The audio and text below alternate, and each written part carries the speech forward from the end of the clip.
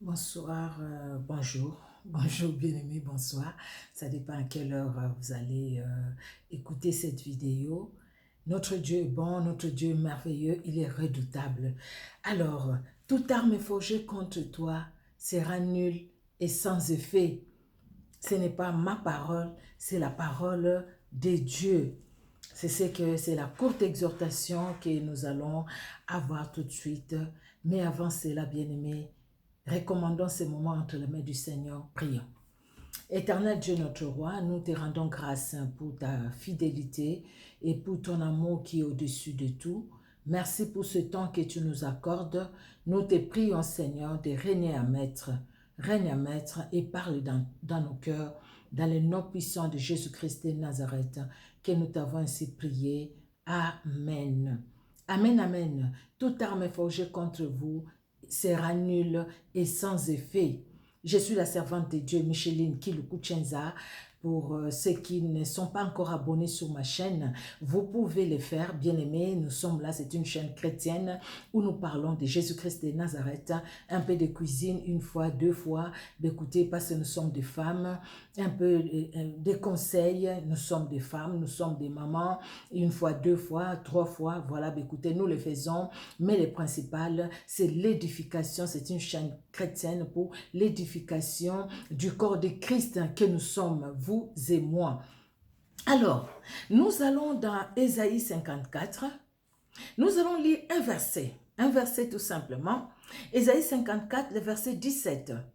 La Bible dit, « Toute arme forgée contre toi sera sans effet, et toute langue qui s'élèvera en justice contre toi, tu la condamneras. Tel est l'héritage des serviteurs de l'Éternel, tel est le salut qui leur viendra de moi, dit l'Éternel. » Alléluia. Quelle grâce, quel privilège. Être serviteur, être servante de l'Éternel. Voilà l'héritage que le Seigneur nous donne. Le Seigneur nous dit que toute arme forgée contre nous, contre toi, contre moi, sera sans effet. Le Seigneur ne va pas empêcher à qui que ce soit de confectionner une arme. Il ne va pas l'empêcher. Il ne va pas empêcher au diable de faire tout ce qu'il cherche à faire. Au fait, de faire ses complots, de faire ses armes contre nous. D'utiliser ses armes contre nous. Mais par contre, il va empêcher à ces armes-là de pouvoir nous atteindre. Il va empêcher à ces armes-là de pouvoir nous atteindre parce que nous sommes à lui, parce que nous lui appartenons, parce que nous sommes ses serviteurs, parce que nous sommes ses servantes. Alléluia. Alors, quand on parle une arme c'est un instrument ou dispositif servant à tuer, à blesser une personne ou un animal ou réduire son ennemi, réduire un ennemi. On ne voit pas quelqu'un avec une arme qui vient, qui tire sur quelqu'un d'autre pour donner la vie à cette personne-là. Non. Quand il va tirer, c'est pour donner la mort. Quand il va tirer, quand les militaires vont quelque part pendant la guerre ou quand il y a des manifestations, il y a ceux qui tirent à balles réelles. Ces gens-là meurent. Ces gens-là n'ont pas la vie. Parce qu'au fait, il y a une arme qui a été utilisée et cette arme-là a tué.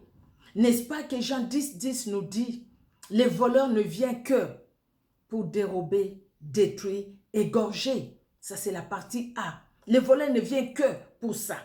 Il vient que pour tuer. Alors, pour tuer, il utilise des armes ou il utilise une arme. Cette arme-là a des sous-armes sous lui, sous elle, pardon, sous cette arme. Il y a des sous-armes, bien aimés.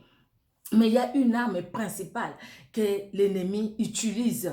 Et par cette arme-là, bien aimé, il y a d'autres armes qui sortent derrière pour chercher à détruire les chrétiens, les chrétiennes que nous sommes, pour chercher à détruire la vie spirituelle, pour chercher à détruire la paix que Jésus-Christ nous donne, la joie que Jésus-Christ nous donne, pour chercher à détruire les foyers, pour chercher à détruire les ministères, pour chercher à détruire les vies. Voilà, les jeunes garçons, les jeunes filles, les papas, les mamans, pour chercher à détruire.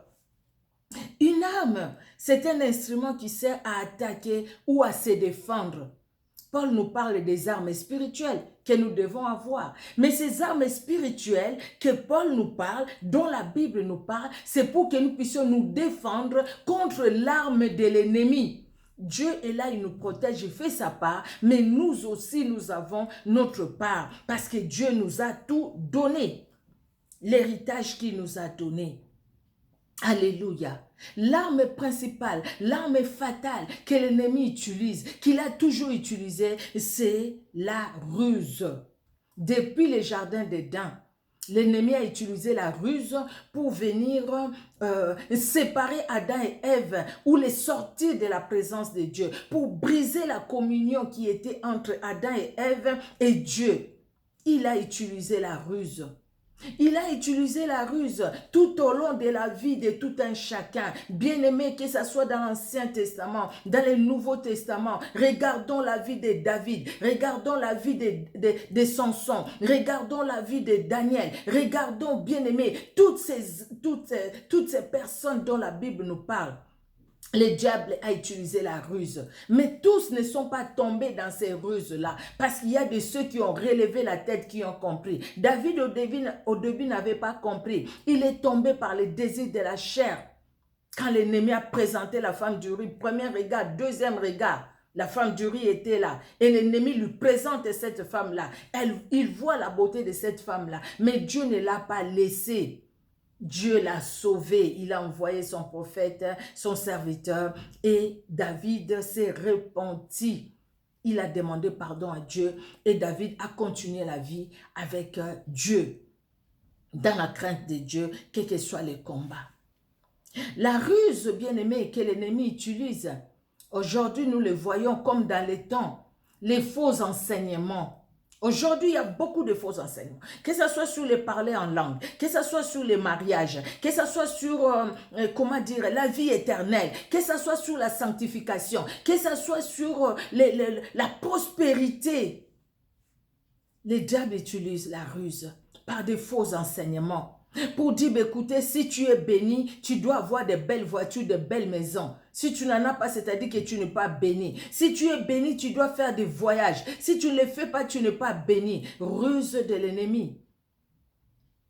Si tu es béni dans ton foyer, il n'y aura jamais de disputes, il n'y aura jamais de problèmes. Nous sommes des humains, nous venons de deux familles différentes, nous avons été éduqués différemment. Donc quand nous nous rencontrons, il y a des points positifs entre nous, il y a aussi des points négatifs, des points négatifs entre nous. C'est pourquoi nous devons nous compléter. On ne va pas trouver deux personnes qui pensent de la même façon, qui agissent de la même façon. Même les jumelles, ils ont aussi les points de désaccord. Même les jumeaux, les vrais là, les vrais jumeaux, ils ont aussi des points de désaccord. On voit quand même une petite différence. Il y en a toujours. Attention aux faux enseignements. Attention aux enseignements de l'huile d'onction qui va te faire ci. Attention aux enseignements des postiches qu'il faut mettre dans son soutien-gorge, qu'il faut déposer sur sa porte d'entrée. Attention aux enseignements de mettre l'eau, de mettre les sels, et de mettre ci, de mettre ça sous les lits ou à la porte d'entrée pour éviter que l'ennemi, les démons entrent. Les démons n'ont pas peur de toutes ces choses-là. Ils n'ont pas eu peur de tenter Jésus-Christ. Ils n'auront pas peur de ces choses-là. Attention aux faux enseignements. Attention aux fausses prophéties, aux faux prophètes. En ces moments, c'est beaucoup. À l'époque, déjà, il y en avait. Dieu en avait parlé aux enfants d'Israël. Les faux prophètes. Les fausses prophéties. Tu vois, cet homme-là, ce n'est pas ton mari. Et puis parce qu'au fait, lui, il t'envie. Tu vois, ces enfants-là, ils sont la sorcellerie, il faut les renvoyer en Afrique. Et toi, tu obéis. Tu vois, je connais une personne qui, si tu envoies ta photo, tu envoies la photo de ton mari, de ton épouse va t'aimer, ton mari va t'aimer. Des fausses prophéties ou des fausses paroles de connaissances. L'ennemi vient par des ruses. Des hérésies où la parole de Dieu est transformée, où la doctrine, où les gens font de la parole de Dieu une doctrine, au fait, leurs propres expériences. Le Seigneur t'a dit quelque chose à toi, parce que le Seigneur veut t'amener là où il veut t'amener, et tu prends cette chose-là que Dieu t'a dit, tu en fais une doctrine. Dieu t'a dit, voilà telle chose pour toi, tu ne le fais pas. Telle chose, par exemple, tu ne le manges pas. Voilà, des choses comme ça. Et toi, tu en fais une doctrine. Oh, j'étais à tel endroit, j'étais en train de visiter le magasin. Et puis le Seigneur m'a dit, le Seigneur m'a parlé. Oui, il t'a parlé toi, parce que le Seigneur sait ce que tu es toi. Maintenant, tu prends cette parole-là, tu en fais une doctrine et tu demandes même à toute l'église de faire pareil. Nous avons vu des endroits où on a fait habiller à toute l'église les habits blancs, les robes blanches, les hommes en pantalon blanc, chemise blanche. Et la finalité, c'est quoi? C'est parce qu'on est tous habillés en blanc que le ciel est ouvert pour tout le monde, malgré que chacun là-bas à côté n'obéit pas à la parole de Dieu, n'honore pas Dieu, ne marche pas conformément à la parole de Dieu, parce qu'on est habillé en blanc. Ah, quand tu pries, il faut nécessairement prendre telle position. Dieu t'exaucera. Si tu ne prends pas cette position-là, Dieu n'exaucera pas. Si tu veux être béni, il faut toujours donner tant. Si tu ne donnes pas, Dieu ne te bénira pas. Tu veux ta délivrance, il faut une enveloppe de temps. Si tu n'as pas cette enveloppe-là, Dieu ne te bénira pas. Et ceux qui n'ont pas ces enveloppes, ceux qui n'ont pas cet argent, tu veux être délivré des démons du célibat, tu veux être délivré des femmes de nuit, des maris de nuit, tu dois enlever ton slip, tu dois enlever ton sous-vêtement et viens déposer devant la chair, on va aller brûler quelque part et ces démons-là partiront. Et généralement les gens suivent.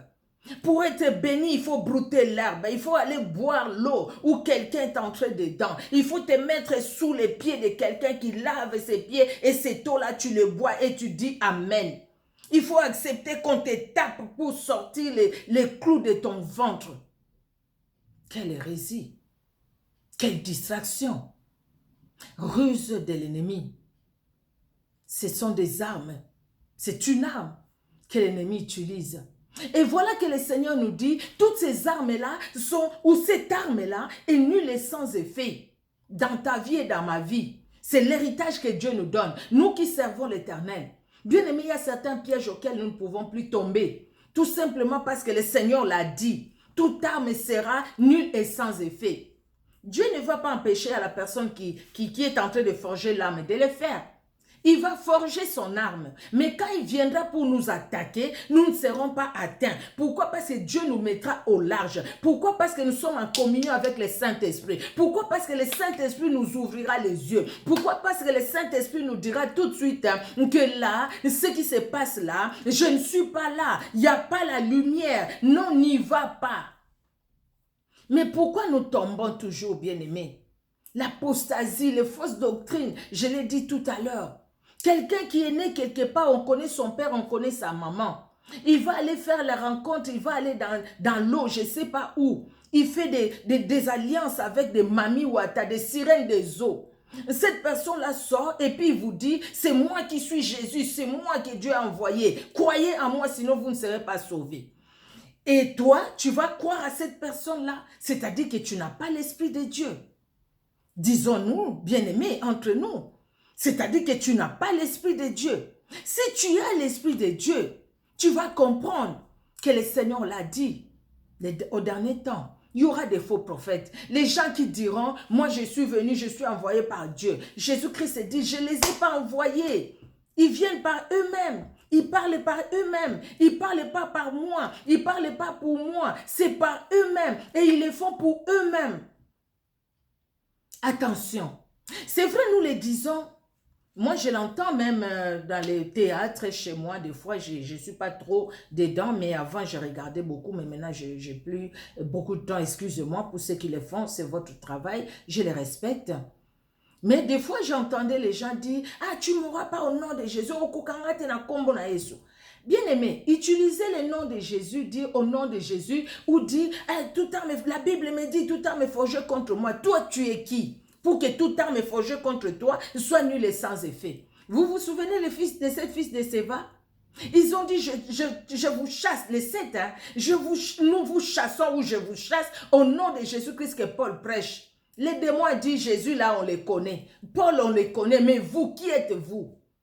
Qui êtes-vous? Mais ils ont prononcé le nom de Jésus. On le dit, toute arme forgée contre moi est nulle et sans effet. Oui, cette arme-là forgée contre toi sera nulle et sans effet si toi, tu es aussi dans les plans de Dieu. C'est la seule condition. La Bible nous dit, tel est l'héritage. Je vais relire. Tel est l'héritage des serviteurs de l'Éternel. Tel est le salut qui leur viendra de moi, dit l'Éternel. Tel est l'héritage des serviteurs de l'Éternel. Vous voyez, je prie que la partie A pour l'arme. Et prochainement, on va parler de la langue qui s'élèvera contre nous en jugement. Là, c'est une arme qui est forgée, c'est une arme qui est dirigée vers nous, c'est une arme qui vient nous attaquer, c'est une arme qui vient nous détruire, c'est une arme qui cherche à nous séparer de l'amour de Dieu, qui cherche à briser la communion entre nous et Dieu. Maintenant, cette arme-là, nous comprenons que l'ennemi utilise la ruse. Par la ruse, il vient de plusieurs façons. Il vient par des faux enseignements, par des fausses doctrines. Par la ruse, il vient de plusieurs façon. L'ennemi agit même aujourd'hui là où il ne devrait pas agir. L'ennemi agit dans l'église de Christ. L'ennemi est entré dans l'église. Et il y a des gens qui prophétisent. Quelqu'un qui dit, le Seigneur m'a dit, c'est toi l'homme de ma vie, c'est toi la femme de ma vie. C'est vrai, c'est le Seigneur qui l'a dit. Et si tu as prié pour ça ou pas? Combien qui sont tombés dans ces pièges-là? Quelqu'un qui vient mais avec une mission. Sachons, bien-aimés, que dans les jardins d'Éden, c'est Dieu qui descendait, qui parlait avec Adam et Ève. Sachons, bien-aimés, que dans les jardins d'Éden, le diable est venu aussi parler à Ève. Il est venu parler à Ève. Mais c'était un lieu saint. Et à côté, il n'y avait personne d'autre. Tout autour, il n'y avait personne d'autre. Et la femme de Caïn est venue d'où? Nod. Il y avait des gens qui étaient dans la présence de Dieu. Adam et Ève étaient dans la présence de Dieu. Ils étaient, ces couples-là, dans la présence de Dieu. Mais Satan n'a pas craint de venir s'introduire. Là où Dieu descendait, il parlait à Adam et Ève. Là où Dieu venait, il visitait, il marchait. Adam savait que Dieu était là. Ève aussi, il parlait avec eux. Mais Satan aussi est venu parler à Ève. Qu'est-ce qu'il a utilisé comme arme? La ruse. Dieu a-t-il réellement dit, ah non, si vous mangez, vous deviendrez comme lui. C'est pourquoi il vous a dit ça. Par la ruse, il a sémé les doutes dans le cœur d'Ève. Et le cœur d'Adam aussi, qui pouvait résister, n'ont pas pu résister parce que la chair est intervenue. Faisons attention, bien-aimés. Effectivement, toute arme forgée contre nous sera nulle et sans effet. Si Dieu pouvait nous ouvrir les yeux pour voir quand nous dormons, tout ce qui se passe tout autour de nous, comment le Seigneur nous préserve, comment le Seigneur combat pour nous. Il fait beaucoup, beaucoup, beaucoup pour nous. Il a fait à la croix, il le fait encore aujourd'hui. Mais voilà l'héritage qu'il nous donne. Il nous donne cet héritage. Il nous donne les saluts qui viennent de lui. Par les saluts, nous voyons tout. Les saluts englobent tout. Bien-aimés, nous sommes héritiers, nous sommes co-héritiers du royaume de Dieu avec Christ. Et dans cet héritage, bien-aimés, nous avons l'autorité de marcher sur les serpents, les scorpions, sur toute puissance de l'ennemi. Nous avons l'autorité de détruire toute arme de l'ennemi par les armes spirituelles que Dieu nous donne. Mais pour cela, il faut être dans le Seigneur. Si on est en dehors de Jésus-Christ, on peut beau le dire, toute arme est forgée contre moi et sans effet. Toute arme est forgée contre moi et sans effet. Ces armes-là seront avec effet. Et tu le vois même que ces armes-là sont avec effet. Quand les sorciers veulent t'envoûter, ils t'envoûtent. Quand les sorciers veulent te faire du mal, ils viennent, ils te le font. Et du coup, tu es derrière tout le monde. Tu es derrière tout le monde, là où tu entends parler de la délivrance, tu es là. Parce qu'au fait, tu n'as pas encore saisi ce que Dieu t'a donné, l'héritage que tu as en Jésus-Christ. Sers Dieu de tout ton cœur, attache-toi à la parole de Dieu, laisse le Saint-Esprit te conduire et tu verras que les armes contre toi, ça sera nul et sans effet. Le Seigneur va t'ouvrir les yeux, il y a certaines choses que tu verras et tu verras comment le Seigneur lui-même anéantit les forces de l'ennemi qui viennent pour t'attaquer. Les témoignages, nous en avons, bien-aimés. Les témoignages, nous en avons. Le Seigneur permettra afin que nous puissions témoigner comment le Seigneur nous a préservés, comment l'ennemi est venu comme un fleuve et comment l'Esprit de l'Éternel l'a mis en fuite. C'est une réalité. Voilà tout ça, comment la parole de Dieu se complète. Et comment l'ennemi, ils sont venus nombreux par un seul chemin, comment Dieu les a dispersés par 7 chemins différents. La parole de Dieu, c'est complète. Donc, ils forment une arme, ils viennent attaquer et le Seigneur les met en fuite. Ils forment une arme, ils viennent pour détruire, le Seigneur les disperse. Oh, quel héritage que nous avons, quel avantage que nous avons. Demeurons attachés à Jésus-Christ. Ça ne nous coûte rien. Le salut que Jésus-Christ nous a donné, le salut est gratuit.